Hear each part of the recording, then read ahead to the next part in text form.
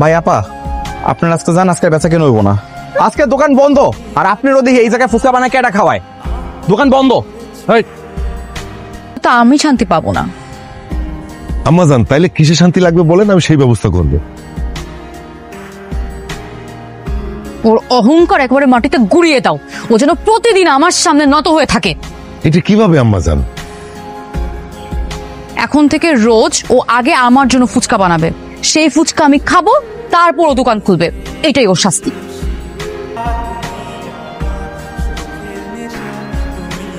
Madam, একটা কথা সত্যি করে কোন তো, সকালবেলা আপনি কি খাইছেন? মানে এত খারাপ অবস্থা আপনার হওয়ার কথা না। তুই এখনো বুঝতেছিস না? ওই মাসুদের ফুচকা খাওয়ার পর থেকেই তো আমার এরকম অবস্থা হয়েছে। না ম্যাডাম, না, আপনি ছাড়া ওই দোকানের ফুচকা আর অনেকে খাইছে।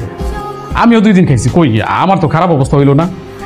আরে গাধার বাচ্চা, ও নিশ্চয়ই আমরা যাওয়ার আগে ফুচকাতে উল্টাপাল্টা কিছু মিশাইছিল।